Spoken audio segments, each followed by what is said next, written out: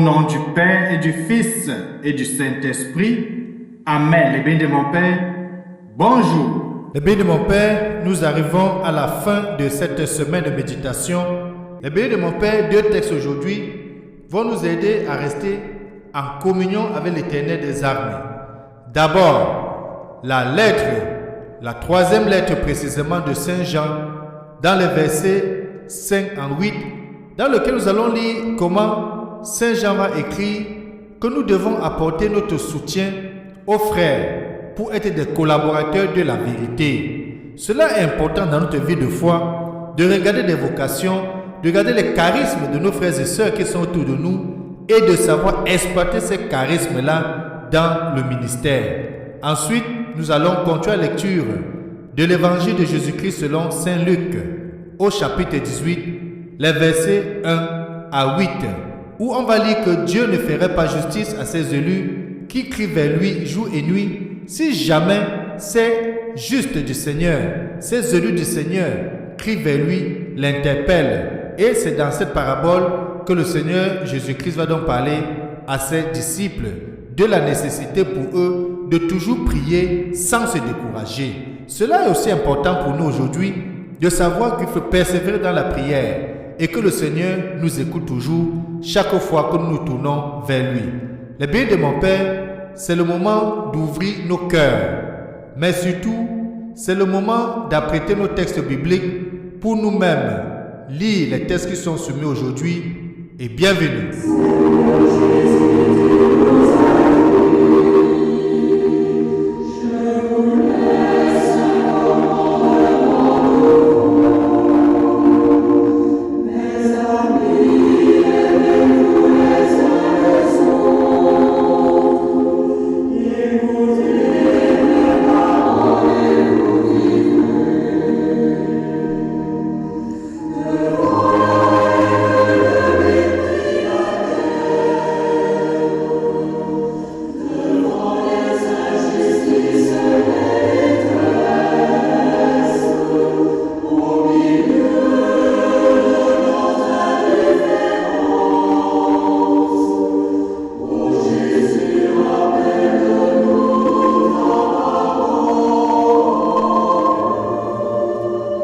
Devant les injustices de ce monde, c'est vers le Seigneur que nous nous tournons. Prions. Dieu qui a donné à Sainte Élisabeth de Hongrie, accorde-nous de servir avec une inépuisable charité ceux qui sont dans le besoin et l'affliction. Nous te demandons par Jésus-Christ, ton Fils bien-aimé, lui qui vit et règne avec toi dans l'unité du Saint-Esprit, Dieu maintenant et pour des siècles et des siècles. Amen. Ouvrons chacun de nous nos Bibles au texte de la troisième lettre de Saint Jean, de lire les versets 1 à 8. Bienvenue et bonne lecture. Dans la nuit de ce monde, brille la lumière du juste. Heureux qui craint le Seigneur, lumière des cœurs droits, il s'est levé dans les ténèbres.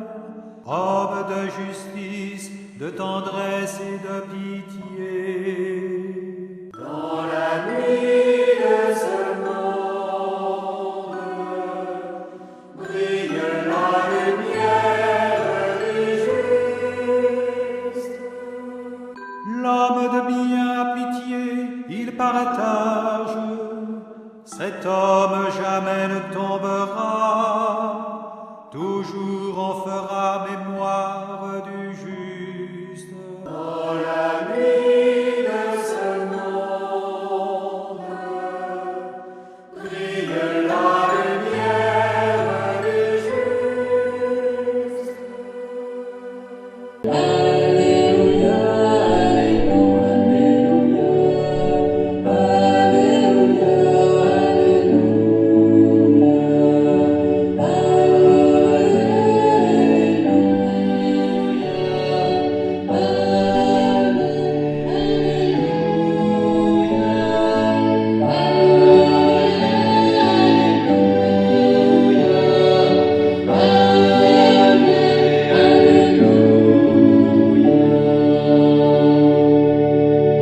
Évangile de Jésus-Christ selon Saint Luc, au chapitre 18, des versets 1 à 8. En ce temps-là, Jésus disait à ses disciples une parabole sur la nécessité pour eux de toujours prier sans se décourager. Il y avait dans une ville un juge qui ne craignait pas Dieu et ne respectait pas les hommes. Dans cette même ville, il y avait une veuve qui venait lui demander « Rends-moi justice contre mon adversaire ». Longtemps il refusa, puis il se dit « Même si je ne crains pas Dieu et ne respecte personne, comme cette veuve commence à m'ennuyer, je vais lui rendre justice pour qu'elle ne vienne plus sans cesse m'assommer. » Le Seigneur ajouta, « Écoutez bien ce que dit ce juge dépourvu de justice. Et Dieu ne ferait pas justice à ses élus qui crient vers lui jour et nuit? Les fait-il attendre? Je vous le déclare, bien vite, il leur fera justice. Cependant, le Fils de l'homme, quand il viendra, trouvera-t-il la foi sur la terre? Acclamons la parole de Dieu. Louange à toi, Seigneur Jésus-Christ.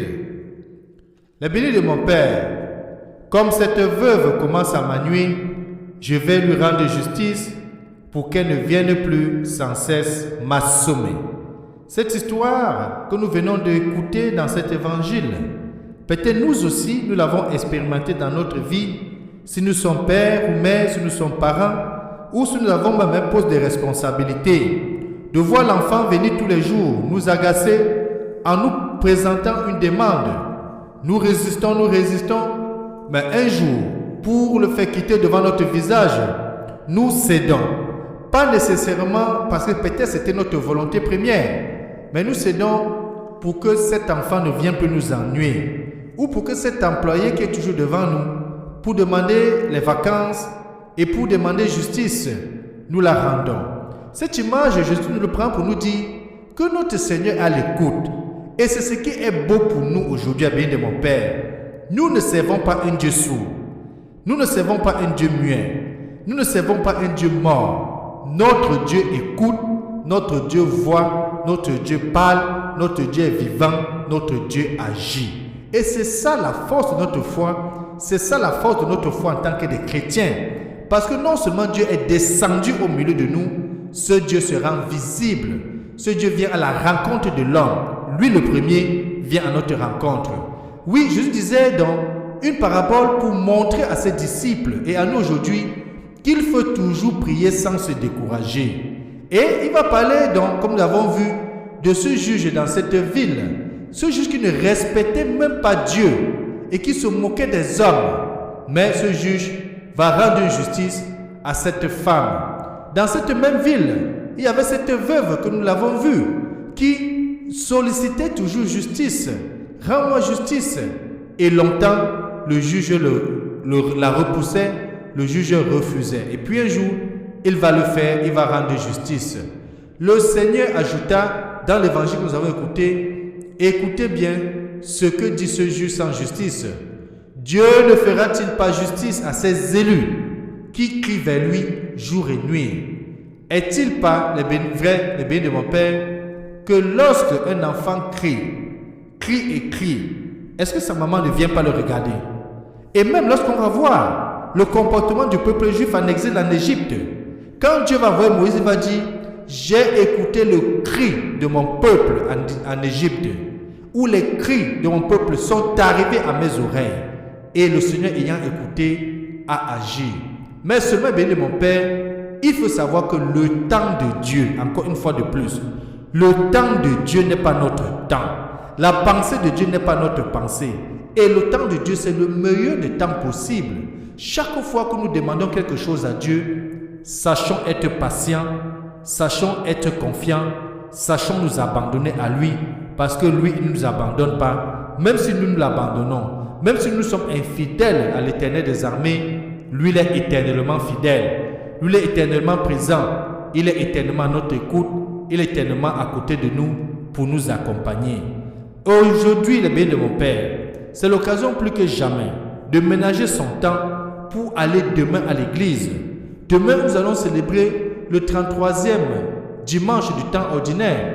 Et nous nous approchons déjà vers la fin de ce temps ordinaire où nous allons célébrer avec faste, avec solennité, le Christ, roi de l'univers. C'est le moment donc d'aller à l'église, de prier avec nos frères et sœurs, de communier au corps et au sang du Christ, et surtout, béni mon Père, de solliciter l'intercession de Dieu dans notre vie pour que lui aussi puisse agir, pour que nous puissions crier très fort et que le Seigneur tourne son regard vers nous et que nous puissions même le toucher.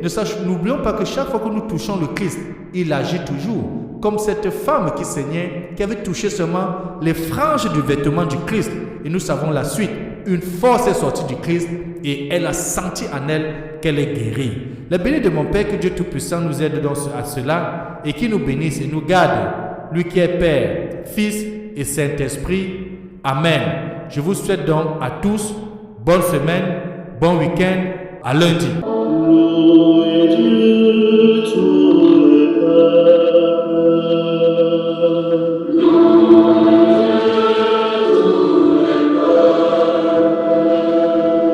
Chantez sa grande gloire.